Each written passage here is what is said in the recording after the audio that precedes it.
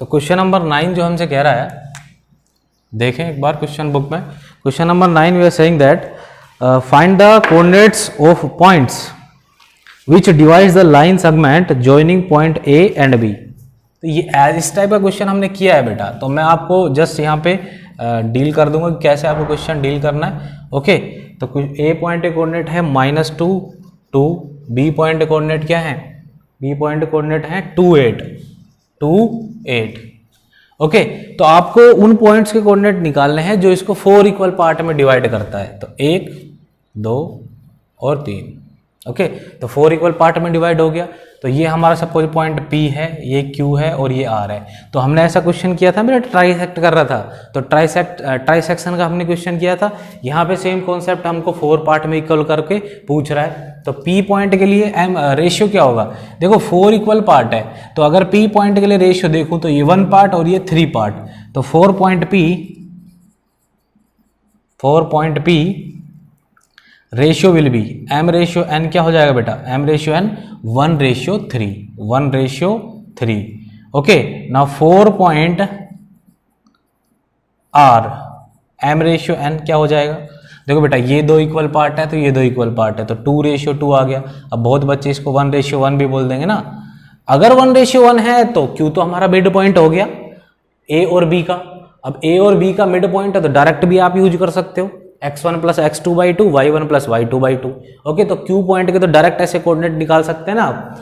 Now sorry Q point है, यहाँ पे Q पॉइंट है। ओके, तो ये Q पॉइंट है बेटा। नाउ R पॉइंट के लिए 4 पॉइंट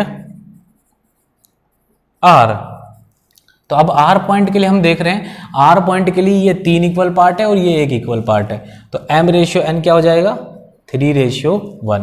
ओके, तो बेटा मैंने यहाँ पे आपके सामने सबके रेशियो लिख दिए। तो P पॉइंट के कोऑर्डिनेट आपका क्या होगा, mx2 + nx1 upon m + n और my2 + ny1 upon m + n।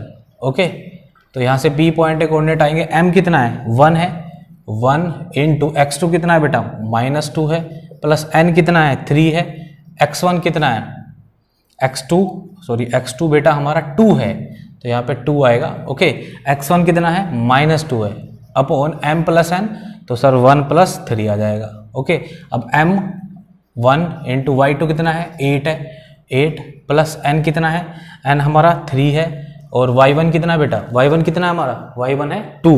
Okay, तो y1 है 2 अपॉन 1 + 3। तो ये हमारे P पॉइंट के कोऑर्डिनेट आ जाएंगे। सोल्व कर लेना।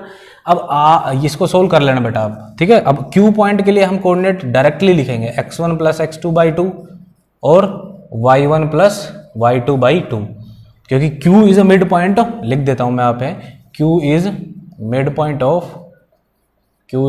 Point of A and B, that's why I use this. Okay, x1 + x2, क्योंकि यहाँ पे रेशियो 1:1 आ रहा था Q पॉइंट के लिए। तो यहाँ पे आप डायरेक्टली यहाँ पे क्या करें, x1 की वैल्यू कितनी बेटा -2 और x2 2/2, y1 दैट इज 2, तो 2 + 8/2 आ जाएगा। तो Q पॉइंट के कोऑर्डिनेट आ जाएंगे।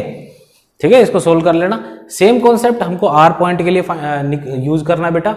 ओके, तो ये आप क्वेश्चन इस तरह से सोल्व कर ले। ठीक है, this is your question number 9, note down this.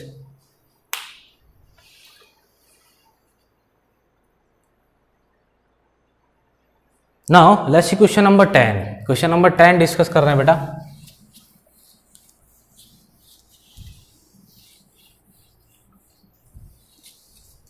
तो क्वेश्चन नंबर 10 जो हमारा, find the area of rhombus. Area पूछ लिया बेटा रोम्बस का। Okay, if it's vertices are, तो एक रोम्बस है, रोम्बस के वर्टिसेज ले लेते हैं हम।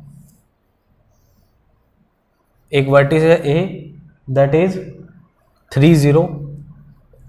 एक वर्टिस है B, वो क्या है 4 5, और एक वर्टिस है C, वो क्या है बेटा -1 4, और एक D है, वो क्या है -2 -1।